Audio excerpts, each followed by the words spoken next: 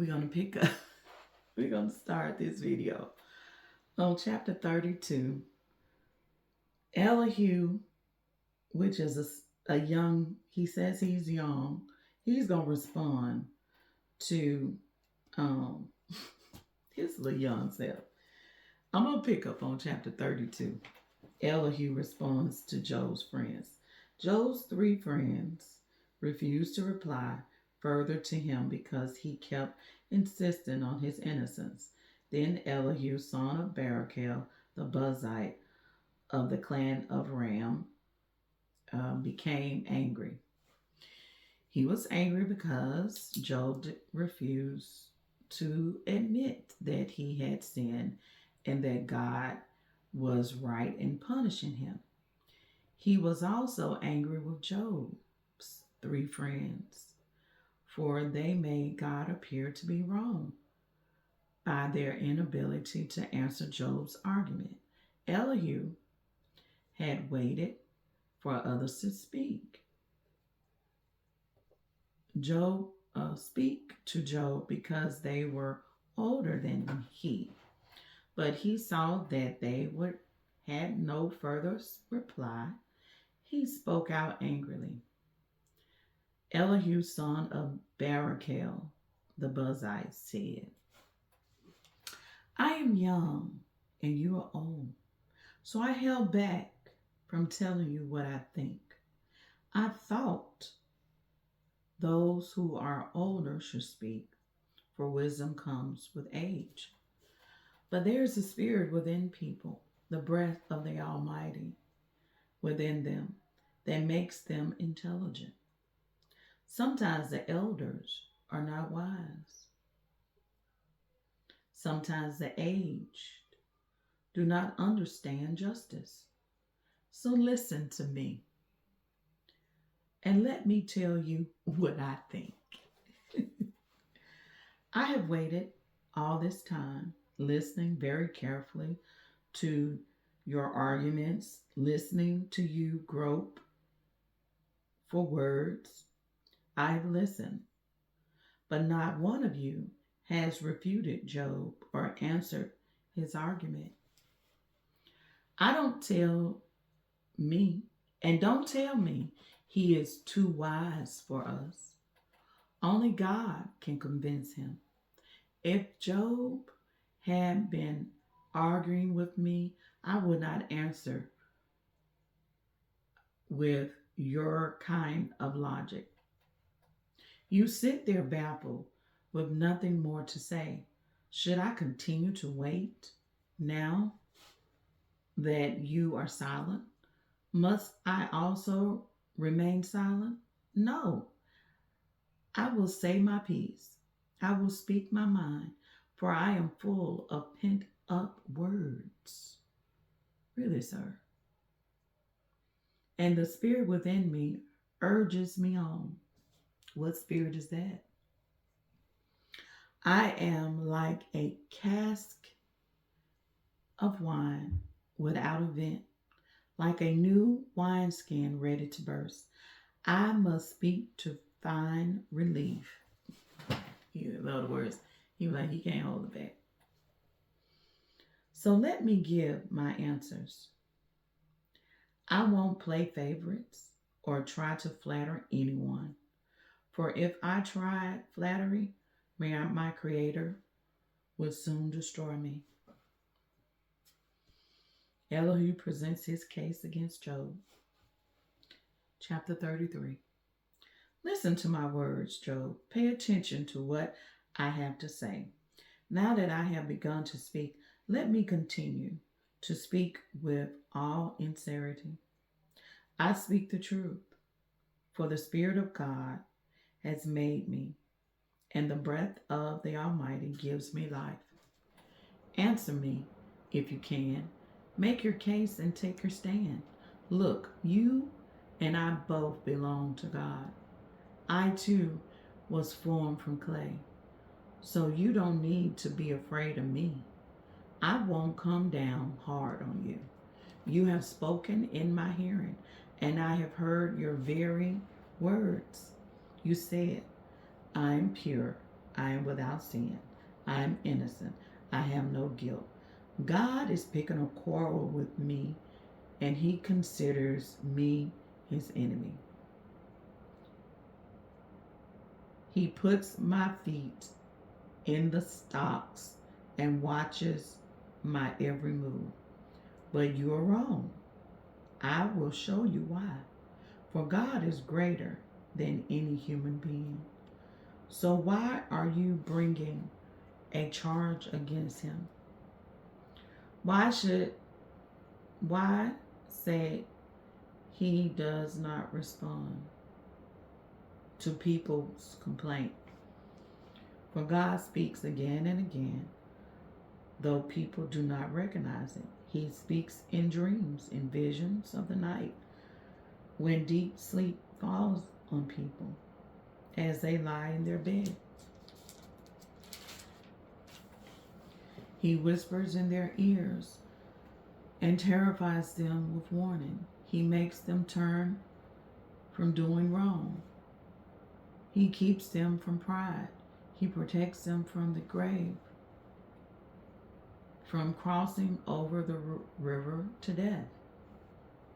Or God's dis, disciplines people with pain on their sickbed, with ceaseless aching in their bones.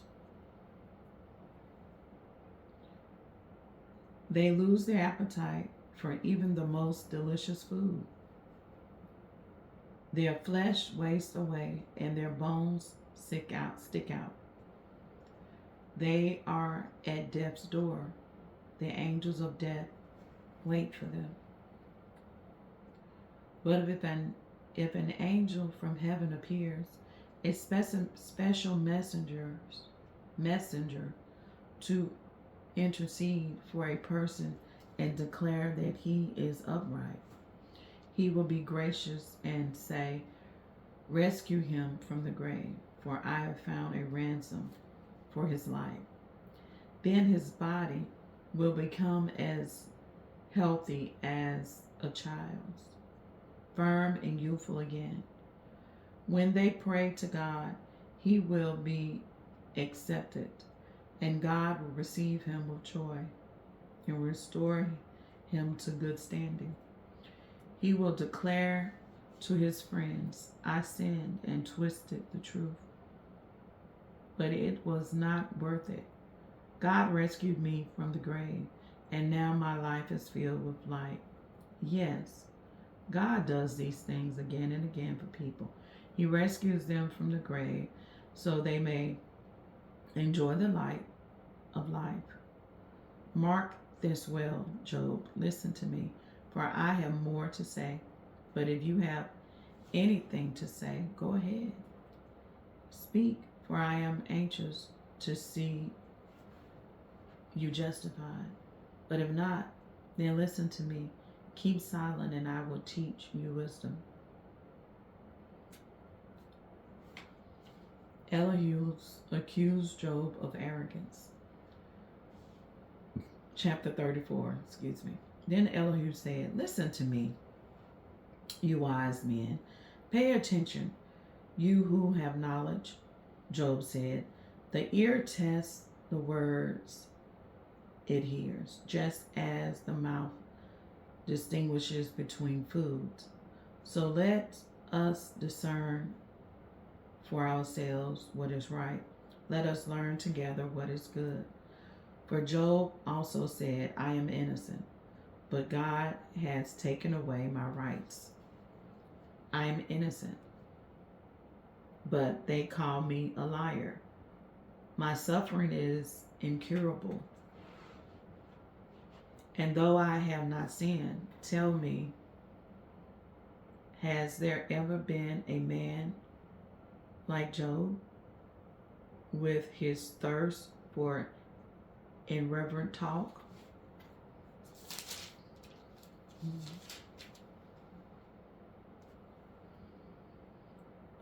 I just wanted to go back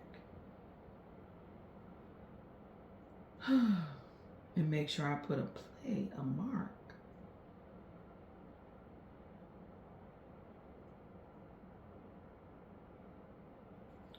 where I was reading and they were like, oh yeah, right here. Um, okay, I just wanted to mark where they were, where I was reading in chapter what 30, chapter 30, when he was talking about how other people had been treating him. You know, I don't recall other people mistreating him. Oh Lord, where now? Okay, I'm doing too much. Let me stay on task.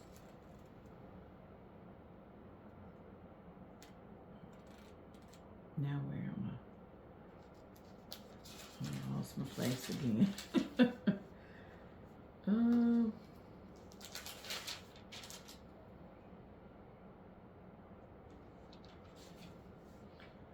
Pay attention to what I say.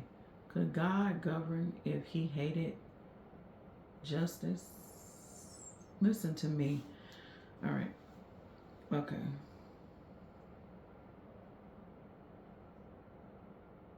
Listen to me, you who have, okay.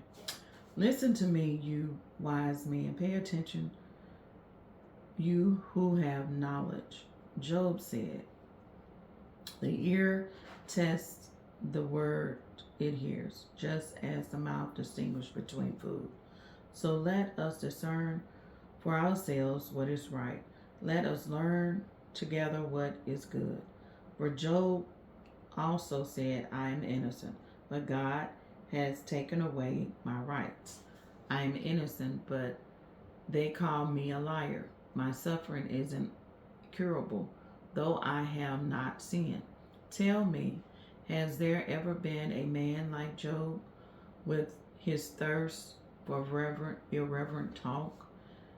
He chooses evil people as companion. He spends his time with wicked men. He has even said, why waste time trying to please God? Listen to me, you who have understanding.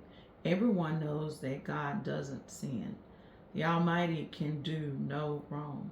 He repays people according to their deeds. So, when that line right there, because in the Bible, really, at this point, God has not been punishing people that do good. I mean, when you think about it like that, that's why they just saying, you must have done something. Because God only punishes people that have done bad things and continue to do bad things. So they had never heard of such a thing like this. Him doing all of this to somebody. So that's really why they're accusing him. He repays people according to their deeds. He treats people as they deserve. Truly, God will not do wrong. The Almighty will not twist justice.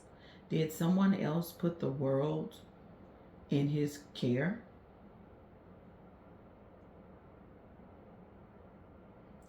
Who sat the whole world in place? If God were to take back his spirit and withdraw his breath, all life would cease, and humanity would turn again to dust. Now listen to me. If you are wise, pay attention to what I say. Could God govern if he hated justice? Are you going to condemn the Almighty Judge? And he says to kings, you are wicked, and to nobles, you are unjust. He doesn't care how great a person may be. He pays no more attention to the rich than the poor. He made them all. In a moment, they die. In the middle of the night, they pass away. The mighty are removed without human hand. For God watches how people live. He sees everything they do.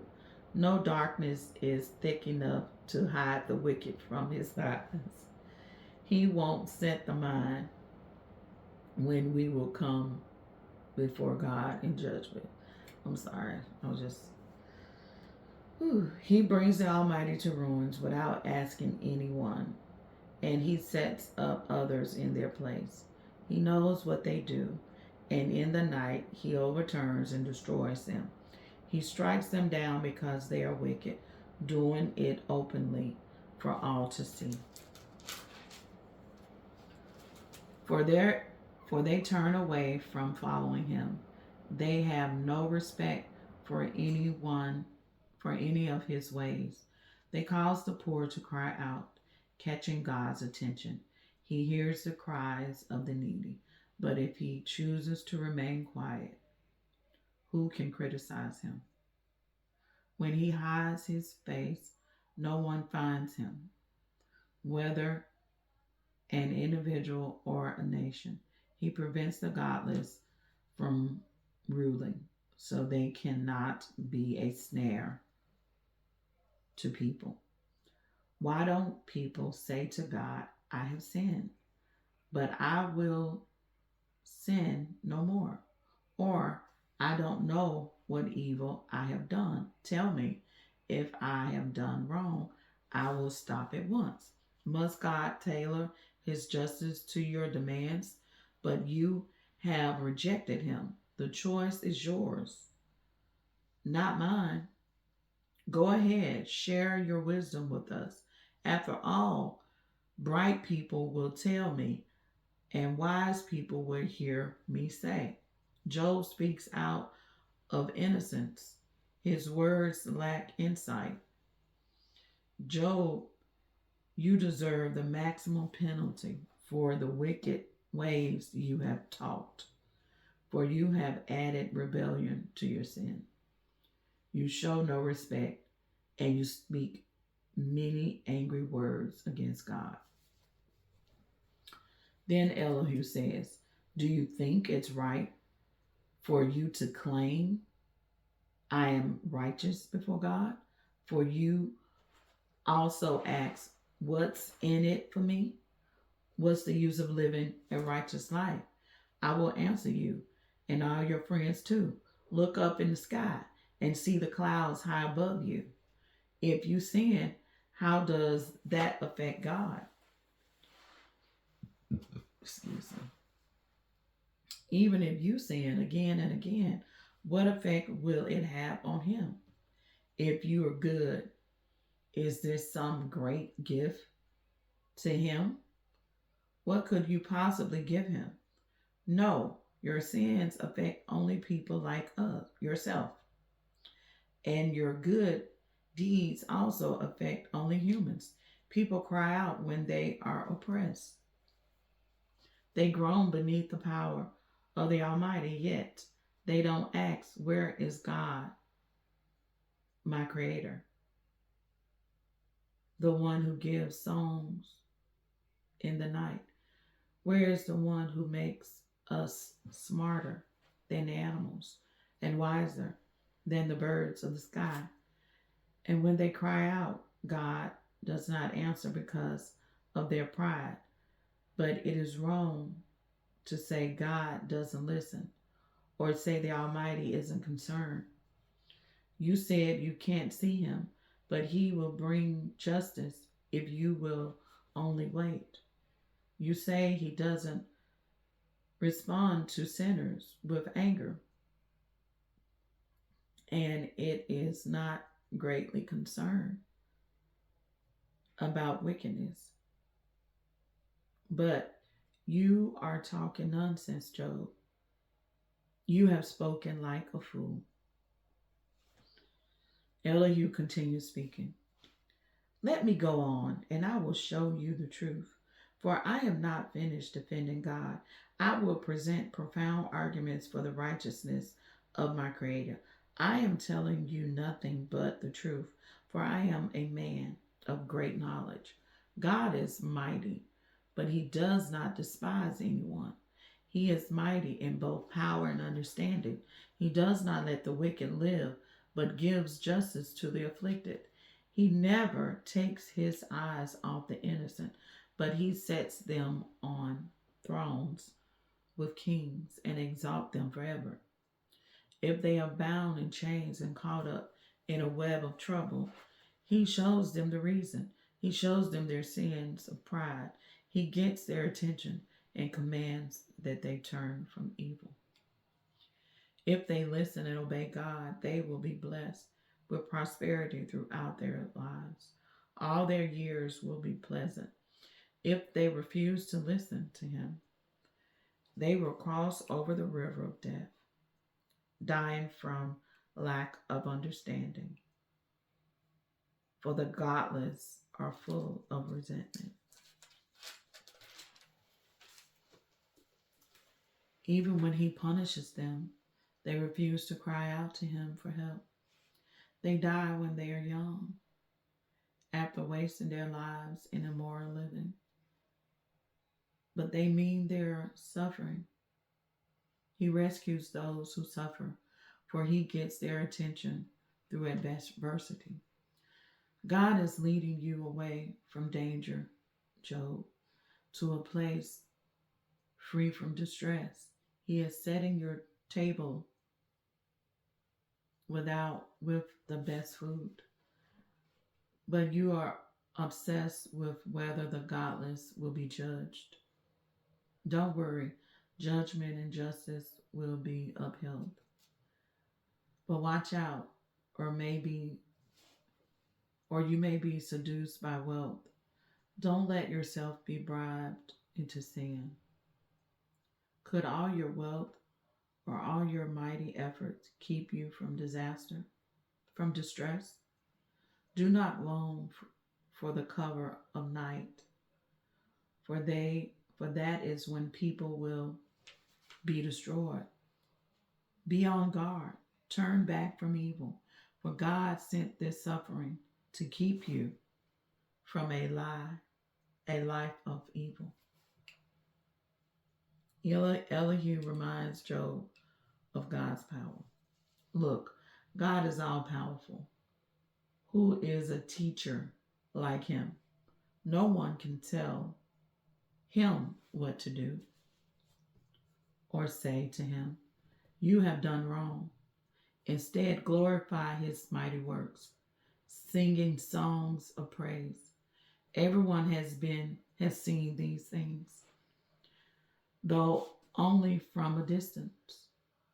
Look, God is greater than we can understand. His years cannot be counted. He draws up the water vapor and then distills it into rain. The rain pours down from the clouds, and everyone benefits. Who can understand the spreading of the clouds and the thunder that rolls forth from heaven? See how he spreads the lightning around him and how it lights up the depths of the sea. By these mighty acts, he nourishes the people, giving them food in abundance. He fills his hands with lightning bolts and hurls each at his target. The thunder announces his presence. The storm announces his indignant anger. My heart pounds as I think of this. It trembles with me. Listen careful to the thunder of God's voice as it rolls from his mouth. It rolls across the heavens, and his lightning flashes in every direction. There comes the roaring of the thunder, the tremendous voice of his majesty. He does not restrain it when he speaks. God's voice is glorious in thunder. He can't even imagine the greatness of his power. We can't, sorry, imagine the greatness of his power. He directs the snow to fall on the earth. He tells the rain to pour down. Then everyone stops working so that they can watch his power. The wild animals take cover and stay inside their dens. The stormy wind comes from its chamber and driving the winds brings the cold. God's breath sends the ice freezing, like expanse while God's breath sends the ice, freezing wide expanses of water.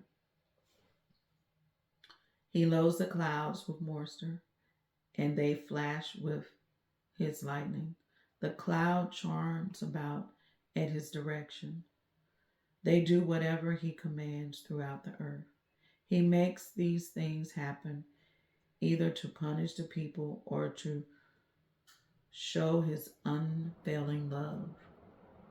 Pay attention to this, Job. Stop and consider the wonderful miracles of God. Do you know how God controls the storms and causes the lightning to flash from his clouds? Do you understand how he moves the clouds with wonderful perfection and skills?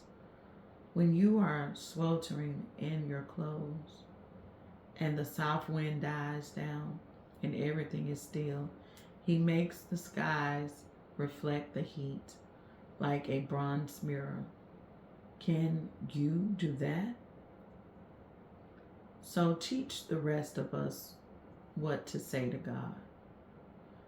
We are too ignorant to make our own arguments. Should God be notified that I want to speak? Can people even speak when they are confused? We cannot look at the sun, for it shines brightly in the sky. When the winds clear away the clouds, so also golden splendor comes from the mountain of God.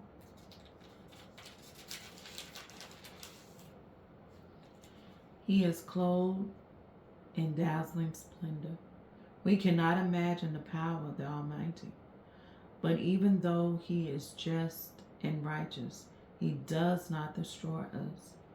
No wonder people everywhere fear him. All who are wise show him reverence.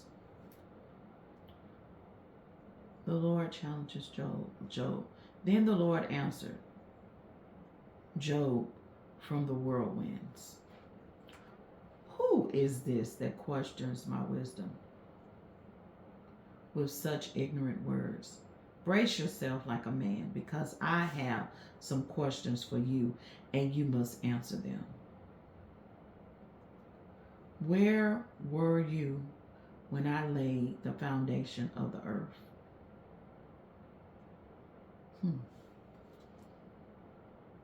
Tell me, if you know so much, who determined its dimension and stretched out the surveyed land? What supports its foundation, and who laid its corners? As the morning stars sang together, and all the angels shouted for joy. Who kept the sea itself?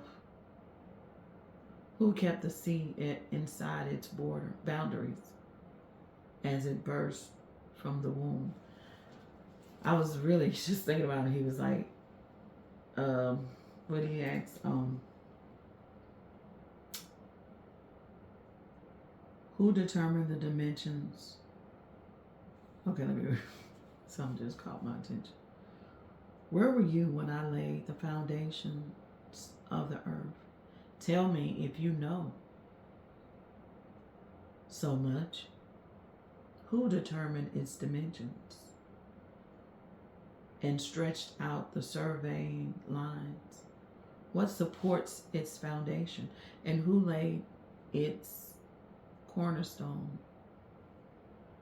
As the morning stars sang together, and all the angels shouted for joy. Who kept the sea inside its boundaries as it burst from the womb? And as I clothed it with clouds and wrapped it in thick darkness, for I locked it behind barrel gates, limited its shores. I said, this far. Okay. I'm going to stop this video and pick up here on 38. Because I'm trying not to let my videos be longer than 30 minutes. And Lord knows, I don't know where I started it. Oh my. It started 32. I think so.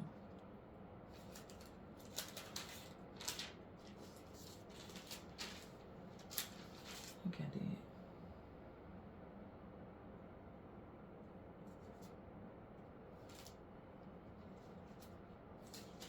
Yeah, I started at 32, so I'm going to stop there. Okay? And then I'm going to pick right back up on chapter 38. All right, thanks.